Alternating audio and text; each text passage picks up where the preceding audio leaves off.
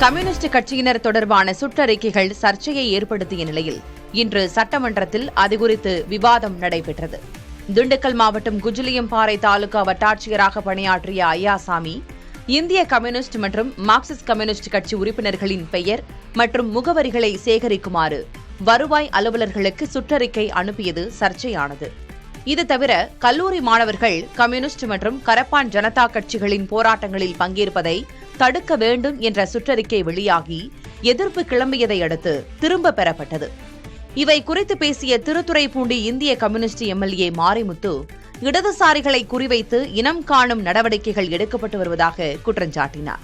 உயர்கல்வித்துறை இயக்குநர் அவர்கள் அனைத்து கல்லூரிகளுக்கும் உரிமைகளுக்காக போராடுகிற மாணவர்கள், குறிப்பாக இடதுசாரி மாணவர்களை இனம் கண்டு அவர்கள் மீது எடுக்கப்பட்ட நடவடிக்கைகளை உடனடியாக நடவடிக்கை குழுவிற்கு அனுப்பி வைக்க வேண்டும் என்று ஒரு சுற்றறிக்கை வந்திருக்கிறது.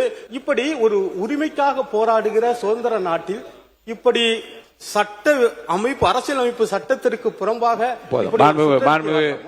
சம்பந்தப்பட்ட வட்டாட்சியர் பணியிட மாற்றம் செய்யப்பட்டுள்ளதாக அமைச்சர் செங்கோட்டையன் பதிலளித்தார். குஜிலம்பாடியில் இருக்கிற அதற்காக ஒரு வட்டாட்சியர் இங்கே தலைமையிலிருந்து இங்கே அனுப்பப்பட்டவர் ஒரு சர்வே பண்ணுவதற்காக அனுப்பணும்.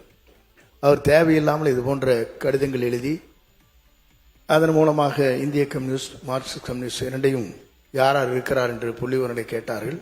நேற்று முன்தினம் 8:30 மணிக்கு எனக்கு சொன்னீங்க. அப்பவே அவர் அங்கிருந்து விடுவிக்கப்பட்டார்.